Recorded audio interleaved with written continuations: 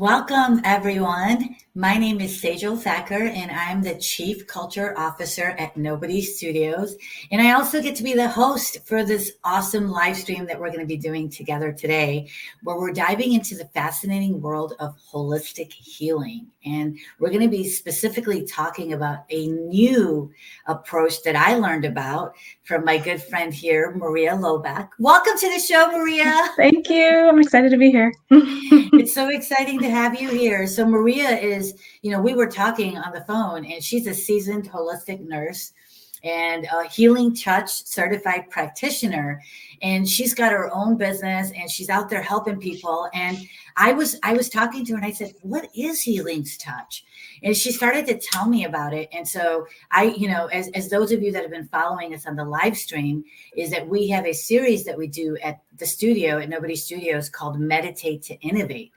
And so every month I'm bringing in different types of practitioners and coaches and just different people to help our team at Nobody Studios. We have a global team. So this is an opportunity for us to kind of come together, to create this space, to connect with one another, and to learn about different ways that we can take better care of ourselves and each other. And so Maria was really, really kind enough to come and do one of her sessions for us at one of our sessions, at one of our Meditate to Innovate sessions. And I really wanted to invite her to the live stream and share some of her wisdom with all of you. So as you know, this is an interactive session. So if you have any questions for Maria or any feedback, feel free to put it into the messages and I'll try to bring that up, and so that you can ask her, feel this is an opportunity, to learn more about this approach. So Maria, again, welcome to the show. And to kick things off, I would love it if you could share a little bit about just your background and how you first got involved in healing touch.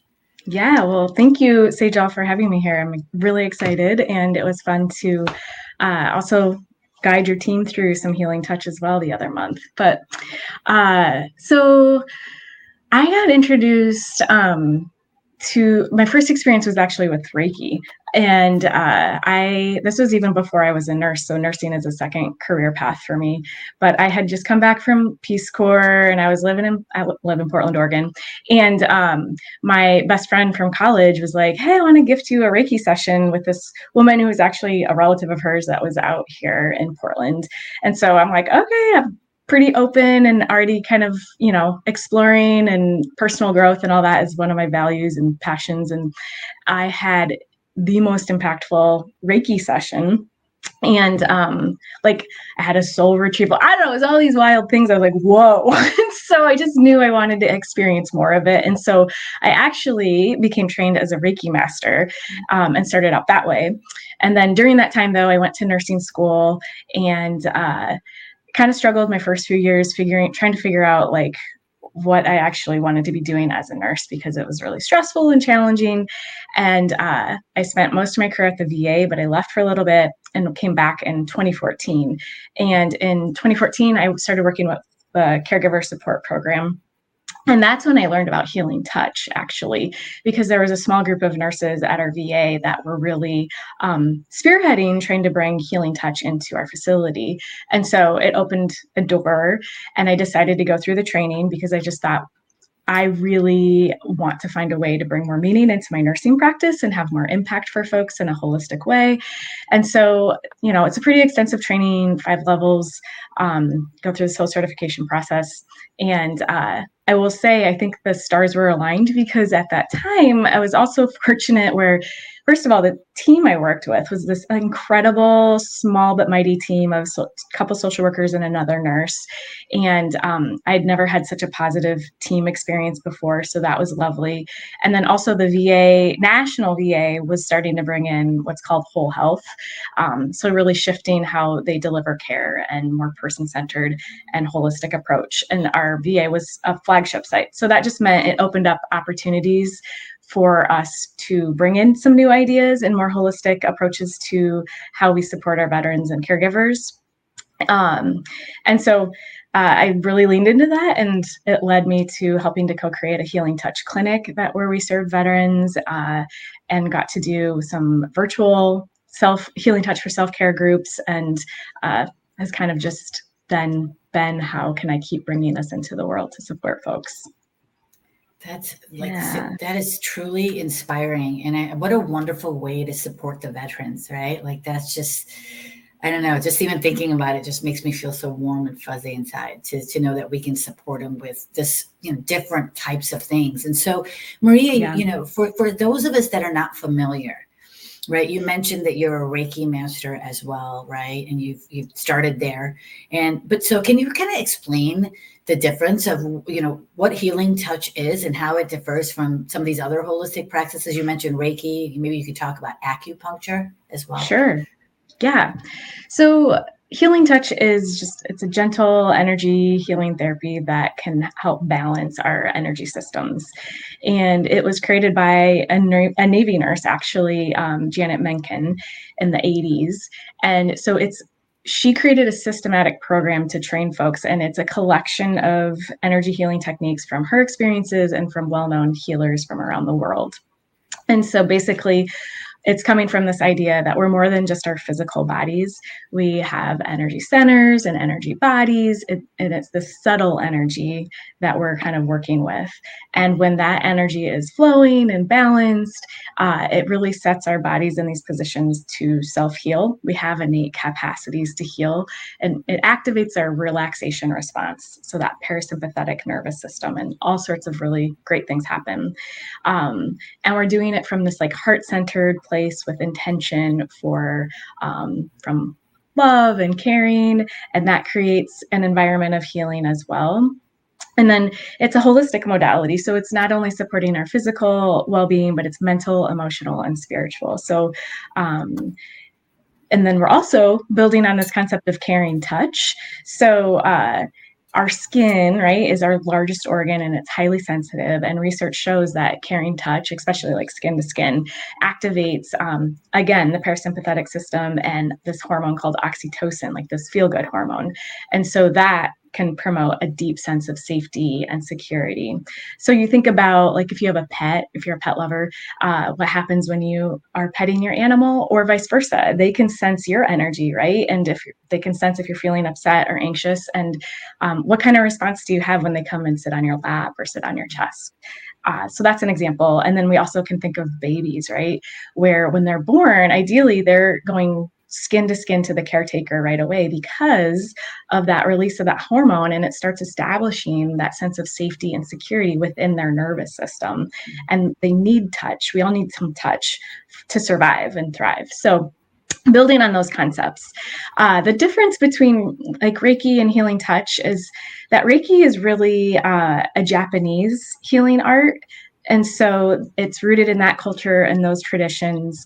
Reiki is also, students are trained from a Reiki master, and they receive like what's called attunements and sacred symbols. And that's kind of what they use to guide the healing session. So essentially, it's still working with the energy bodies, but it's coming from these different theories and different cultures and traditions.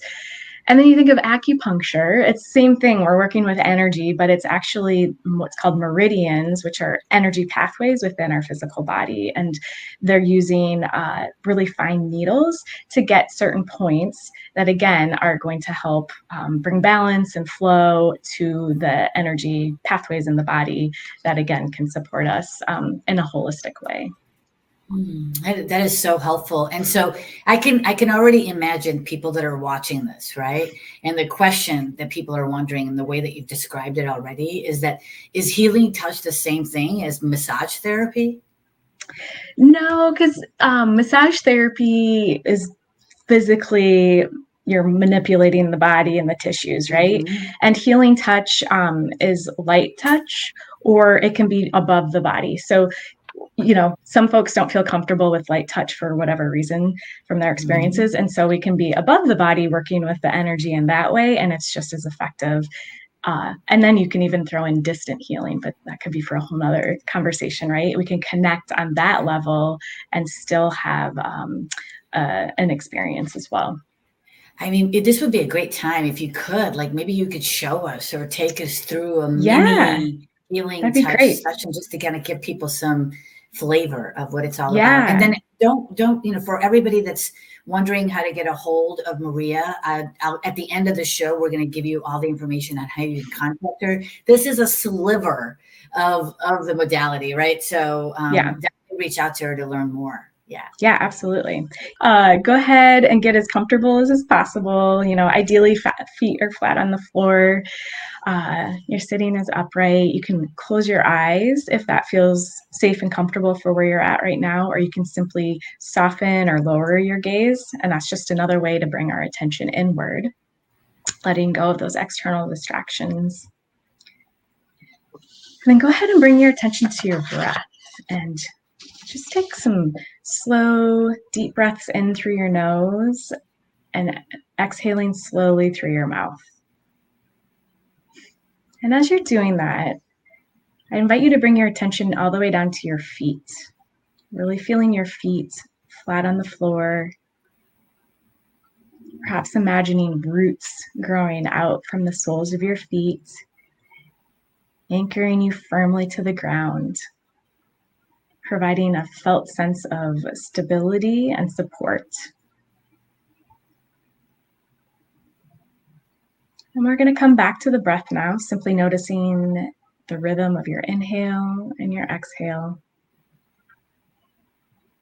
Just again, inviting a softening in the body and in the mind. And we're just going to set a real simple intention for this very mini session. So it might be just to simply open up to a new experience, or it might be something more specific to really be open to calming the mind, opening up to a creative space, whatever that might be for you.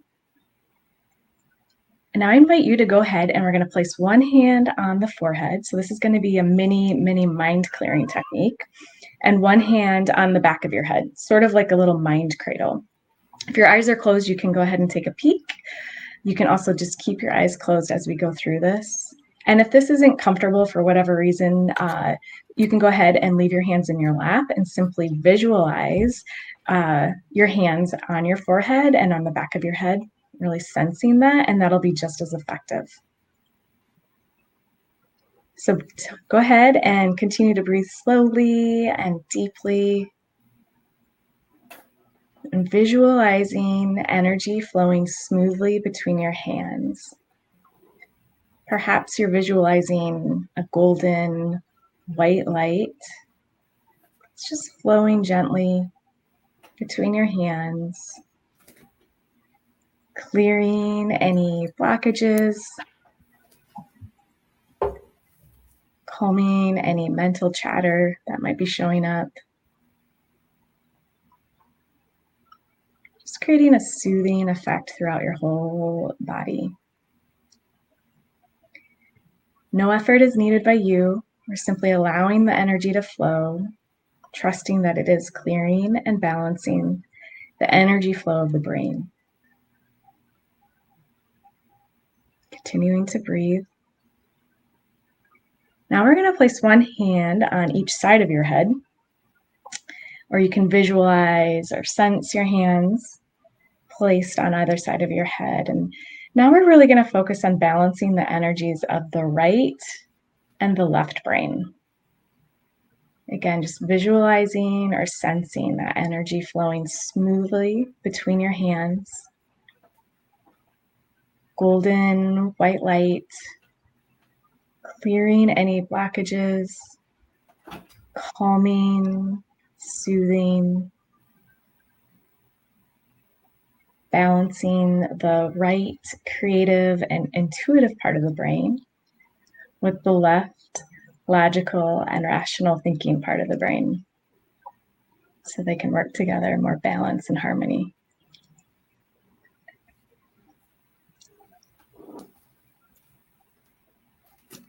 Now we're just going to end by placing one hand on your forehead and one hand on your heart. You can visualize or sense your hands in this place. Again, breathing deeply and slowly, feeling that connection between your mind and your heart. Promoting a sense of alignment and balance in our thought, our intention, and our action.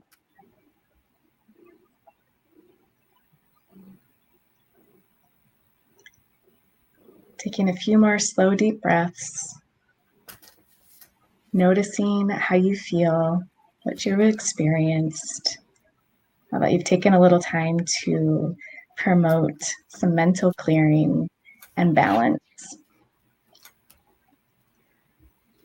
When you're ready, you can go ahead and rest your hands gently in your lap, open your eyes. If you want to stretch, look around if you got really deep, and that can help reorient you back to your space. But hopefully that just gives you a simple example if you're feeling mental chatter or overwhelm. I think your cat wanted to join us. My cat seriously was really loving that little session. That's amazing. Look, here she is, everybody. That's Cherry. She's beautiful. She does not want to leave me. She's feeling the vibe. Seriously. She might be. Loving it. Thank you, Maria. That was, yeah. I mean, honestly, just even though I was getting distracted by her, you know, just being able to tap right back into what we were doing, because I've been doing meditation for a while, that I can quickly go back into that state, even if I'm being distracted. Just in that short couple of minutes, I feel like refreshed, you know?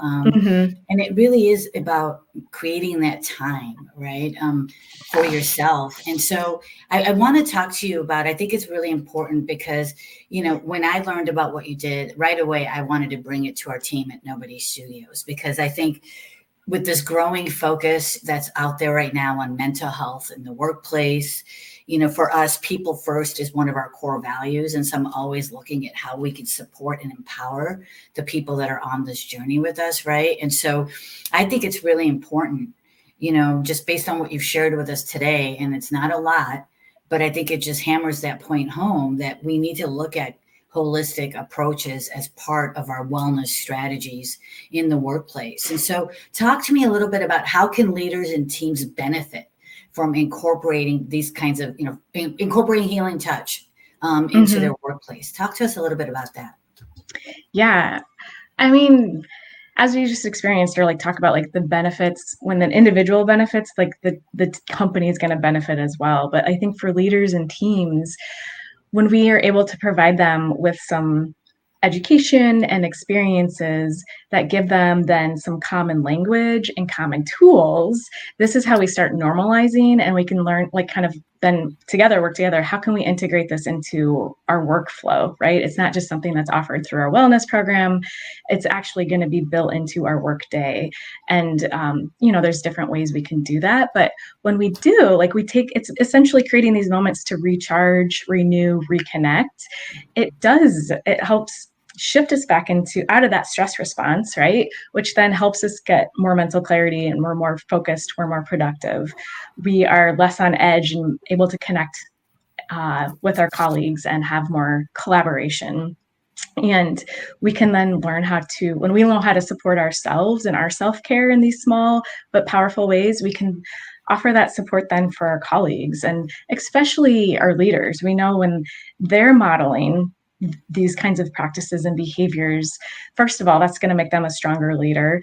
And then it also sets the tone for the team, and it creates this like unspoken permission, right? Like, okay, if my boss is going to take the full lunch break, or, you know, jump on that virtual meditation that our company offers, then I'm going to as well, right? And so I think there's just a lot of synergy that can happen there when we set people up in positive ways. 100%. And look, I just wanted to share a live example, right? Marcia Smith, she's joining us.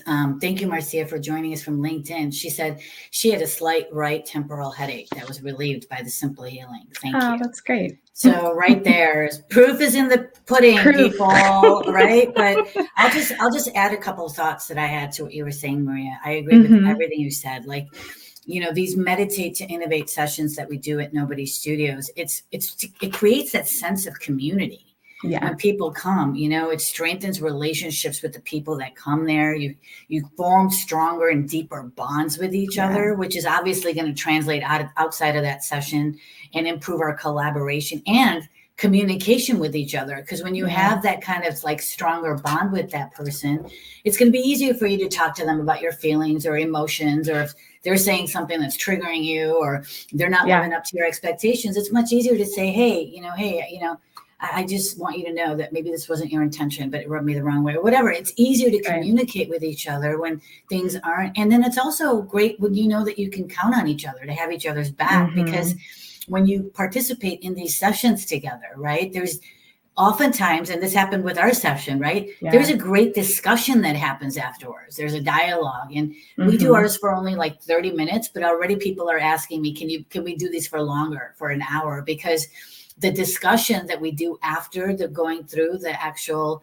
healing touch session that we did with you, it's exactly to what you were going through. It's these discussions about mental health and trying different things, the holistic, that's going to reduce that stigma, right? And it's going to encourage people, hey, if you need help, say something. We're here. We want to be able to support you. You don't need to bear the burden all by yourself, right? And I've seen this. I've been with the studio now. I'm coming up on 4 years, right? Oh, wow.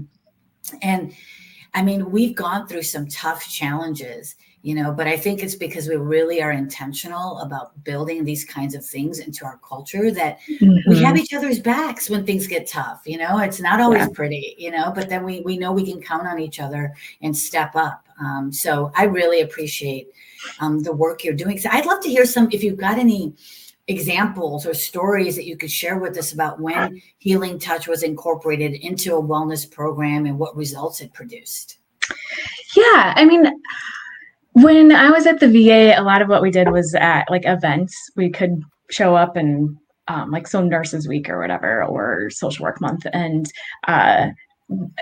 as a practitioner, you visibly see after just like 10, 15 minutes of a session, like how they shifted into the space. I actually offered to do it at my son's school this past year for Teacher Appreciation Week. And it was fun. It was like a little bit of a pilot, because I don't know if healing touch is really being done in many workplaces yet. And so it's kind of like that idea of bringing in chair massage, right? We can bring in some healing touch, and we just need a simple space, create some music. But a lot of these teachers had never had an experience like this before, but they were open to trying it. And almost every single one was like, whoa, I can't believe how relaxed I feel. Or some even had like emotions come up that were just released, because we're in the shift that can happen when we're in a safe space to just be is really powerful. And so I'm going to imagine the inference I'm going to make is like, you go back to the classroom, you go back to wherever, again, it goes back to that. If you're feeling more connected and more grounded, you're going to show up in a more present way for your colleagues and your clients, and just supports everybody's well-being then in that sense. 100%. Yeah. And I know, there might be some people that haven't heard of this before, and they're thinking, oh, what is this all woo-woo stuff, and I'm sure there's a lot of misconceptions out there surrounding these types of holistic healing practices, right? So one that I thought of as I was kind of getting ready for this conversation was, this is some kind of new or trendy practice, right? So how do you respond to that one, Maria? Yeah, no, I mean, of course you get that it's a lot of woo. I just remind folks, it's the same when I teach intro to meditation. This has been hands-on healing and energy healing, and these concepts of energy and terms for energy have been around for centuries and across cultures. So it might feel new to the Western world, but it's not new by any means. And so I think that's what I like to remind folks and encourage them to learn more about that. And then I think having a healthy sense of skepticism is important. And so I just invite people to have an experience, because it is so cerebral. You have to have an experience to really see what happens for you and be your own judge of did that feel good, or did that support me, or did I learn anything? And then you get to make your own informed choices from there, right? Absolutely. And there's so many misconceptions about everything these days. So are there any other ones that you've heard around this practice specifically? I think it's also people wanting a quick fix for something. And so just reminding folks too that it's taking charge of your health and well-being, instead of like thinking, oh, I'm going to go take a pill. Like, you might experience like some miraculous thing in one session, and it might be like over time, that consistency of showing up for yourself in this way, that you notice some shifts. And, I like think of pain. Some people can like have like Marsha, the person who shared today, like had a decrease in her pain. And some folks with chronic pain, maybe the pain isn't getting relieved, but their relationship to that pain, or like their ability to maybe accept, okay, this is the state I'm in, and like, how can I continue to navigate this with less resistance? That's that holistic piece of knowing that we may go into it wanting one thing, but something else completely different might be happening. And it doesn't mean that the healing touch or whatever is not working, right? It's just a different experience. Absolutely. Yeah. And you just said so many great things, right? About why it's about everybody's different. And what works for one person may not work for somebody else, right? And I think a lot of people are like, well, I'm too busy. I'm juggling way too many things. Like, who isn't? We all are at this point, juggling a lot of, literally, I think it was at one point during the pandemic where I changed my title on LinkedIn to call myself Master Juggler, because we're all like, I think, just doing a lot, right? And so what is your advice? What do you suggest for people that have never tried it, or they're new to holistic healing? What are some things, how do they get started? What are some small things that they can start doing right away? Yeah, I think at first it's like foundational is that understanding from this holistic lens, like everything's interconnected. So what you do in one area for physical, mental, emotional, spiritual, it will ripple out and impact all the other areas. And I share that for empowerment, right? So we don't have to feel overwhelmed that I have to do something in everything, right? Just knowing if I show up and do one small thing consistently for myself, that's what will have positive effects over time. And so often it's just going back to some of the basics of do some mindful breathing, and build it into your daily routine so it doesn't feel overwhelming. So if that means setting some alerts on your calendar, blocking the time off, if you're a sticky note person, what those cues that are going to help you until it becomes more of a habit. Check in. Have I done any movement? Just some gentle stretching or a gentle walk midday is going to help balance you mentally and physically. Are you connecting with people you love or your pets? Like, social connection is so important, and just being mindful of that, right? Am I staying hydrated? Just all these little things that I think when you start thinking about it in that way, you might recognize, oh, I think I'm doing a little bit more for myself than I realized.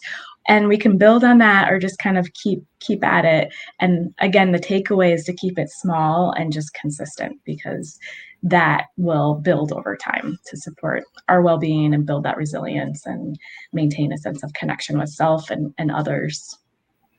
Yeah, it's like anything else, right? You got to prioritize yourself. If you don't, it's that simple, right? I literally hit my meditation journey and looking at holistic approaches and how I can integrate them into my life at the beginning of the pandemic, because I was like, I am spiraling downwards. My business disappeared overnight. I was doing all my workshops and stuff in person. All of that disappeared overnight. And I'm a single mom. So everything was just ready to collapse, you know? And so I knew that I had to take care of myself. I was going to take care of my son and all this other stuff. So I started, one of the things that really worked for me, Maria, is I started attending a meditation group. Nice. It was every Saturday. And I actually met some great friends there, but it's having that sort of accountability, right? That group accountability. And it also just helped me get more comfortable with the practices that I was learning. And it made it more enjoyable for me to socialize. Again, this was at the beginning of the pandemic. So, we were all shut down. And so this was another way for me to stay connected to people. And then the other thing I did was I'm like, okay, I need to build it into my daily activities, which is what you said, right? And so for me, what I did was I started walking. I set a goal of 15,000 steps every day. And I'm like, how are you going to do that? It seemed like it's a lot, and I'm like, I'm just going to figure it out. I just set the goal And then I build mindfulness right into that. And so that becomes a place where I get to sort of set that time. And I love what you said about it's that commitment of showing up for yourself every day, whether it's 5 minutes a day or 20 minutes a day, right? Like, I don't think the time is the important part. It's consistently showing up for yourself. That is going to have that significant impact. Tell us any last words for everybody. I want to just give you a last opportunity to share a little bit more wisdom with everybody. And then don't forget to tell everybody how they can get a hold of you and in touch with you so that they can continue to learn about this important stuff. Yeah, no, I would just say for those who've showed up today, offer yourself some gratitude for showing up and getting curious, because I think that's where it starts. And so it's going to go against the grain to prioritize yourself. And so it does take some reminding yourself why does it matter? Why is it important? And keep coming back to that. And that why will change over time. And so let that be your anchor point. And, if healing touch isn't your thing, there's so many other things out there that you can have fun exploring and just trying on and see what resonates for you. And feel free to reach out. Like if you want to talk more about this or see what kind of holistic approaches you can bring to your company and just have a conversation, I can go ahead after this and put my website in the chat. LinkedIn is a great way to connect with me as well. And I welcome questions, comments, or if you just want to connect and see how this could be a thing in your company as well. I'm open. Yes. I encourage everyone that is watching this to, again, like she said, get curious, explore what healing touch is, give it a chance, try it out and see how it benefits you, both personally and professionally, right? And if you're an organization, bring her in and have her do a healing touch session for your teams. I mean, she did it virtually. So it was a simple, we did only ours for half an hour, but if a good hour or something like that, do yourself and your teams a favor. It's an opportunity to create that connection point. So thank you, Maria, for being here and for, being there for our team. And as we scale at Nobody Studios, this is definitely something that I want to look at ways that we can incorporate into what we're doing. So our conversation is just getting started, and I'm looking forward to continuing to collaborate and integrate this into our culture at Nobody Studios as well. So thank you again, everybody, for joining us on our Nobody exclusive live stream, Nobody Culture. And I think I'm doing one in a couple of weeks. So if you're not subscribed to our Nobody Studios LinkedIn page, go ahead and subscribe to that so you can keep in touch with us and see when our next live stream is. Thank you, everyone. Have a great week. Thank you.